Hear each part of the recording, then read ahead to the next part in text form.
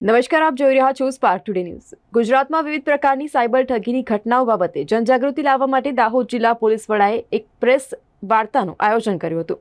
ગુજરાતના ડીજીની સૂચના મુજબ સમગ્ર ગુજરાતમાં સાયબર ઠગીઓની ઘટનાઓ રોકવા આ બાબતે જનજાગૃતિ લાવવા માટે એક પત્રકાર પરિષદ દાહોદ જિલ્લા પોલીસ વડાની ઓફિસમાં યોજવામાં આવી હતી।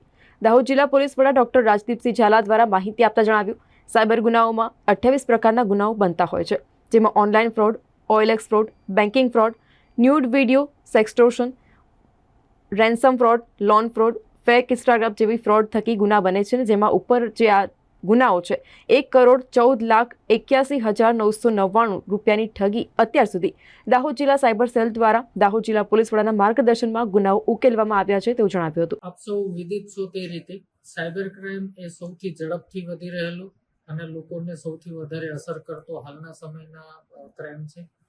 આ ક્રાઇમને ડામવા માટે કેન્દ્ર સરકાર ગૃહ વિભાગ દ્વારા 1930 ફ્રી હેલ્પલાઇન શરૂ કરવામાં આવેલી છે, જેના માધ્યમથી કોઈ પણ નાગરિક સાયબર ક્રાઇમનો ભોગ બને તો તાત્કાલિક 1930 ઉપર ફોન કરી અને મદદ મેળવી શકે છે। આ 1930ના જાન્યુઆરી 24 થી મે 24 સુધીના આંકડાઓની વિગત આપને આપવા માંગીશ।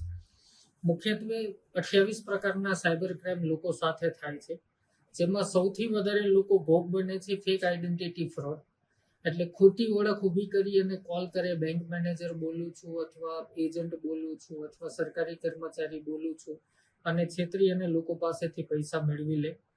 ઇન્વેસ્ટમેન્ટ ફ્રોડ, શેર બજારમાં, સ્ટોકમાં, ક્રિપ્ટોકરન્સીમાં ઇન્વેસ્ટમેન્ટ કરાવવા માટે થઈ લાલચ આપીને છેતરપિંડી કરી।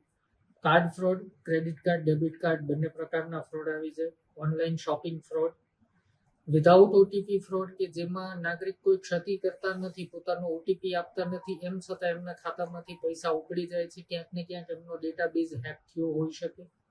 Loan application fraud, fraud by link, નાગરિકને કોઈ લિંક મોકલવામાં આવે અને એ લિંક જેવી ક્લિક કરે એવું એનું રિમોટ એક્સેસ આરોપીઓને મળી જાય છે અમુક સમય માટે અને એ સમય દરમિયાન ઓટીપી મેળવી અને એમના ખાતામાંથી પૈસા કાઢી લેવા।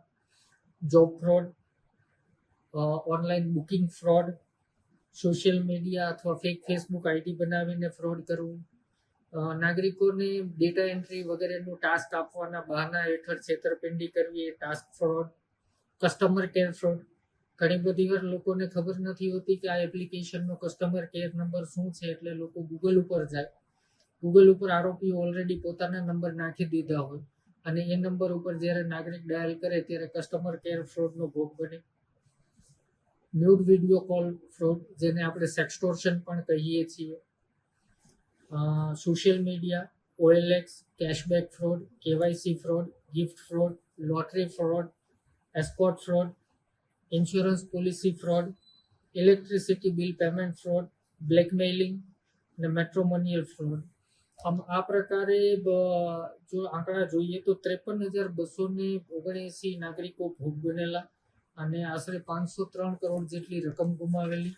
તો આપના માધ્યમથી નાગરિકોને એ જાગૃતિ આપવાની કે ઓનલાઈન વર્લ્ડમાં કોઈનો પણ સીધો ભરોસો ન કરવો, પોતાની નાણાકીય વિગતો ક્યારેય કોઈ અજાણ્યા વ્યક્તિ સાથે શેર ન કરવી, પોતાના banking ID, password, OTP, CVV આ નંબરો ક્યારેય કોઈની સાથે શેર ન કરવા।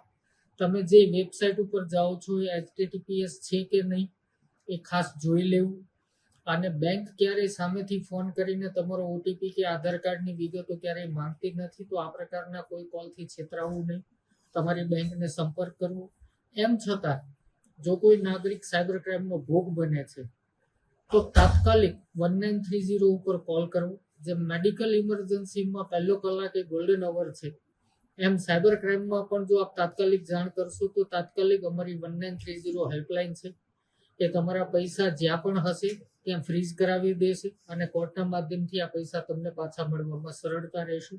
માટે 1930 હેલ્પલાઇનનો પ્રચાર પ્રસાર તમામ નાગરિકો સુધી થાય।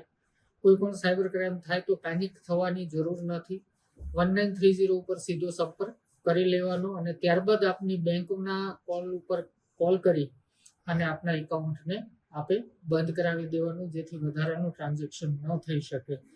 દાહોદ જિલ્લા પોલીસની વાત કરીએ તો ઓગસ્ટ 2023 થી દાહોદ જિલ્લા પોલીસ સાયબર સેલ એક્ટિવેટ થયેલું છે, જેમાં રેન્સમવેર, જેમાં 90 લાખની રકમ હતી, loan fraud, army officer fraud એટલે કે OLX fraud, visa fraud, online gaming fraud, nude video call, sextortion fraud, fake Instagram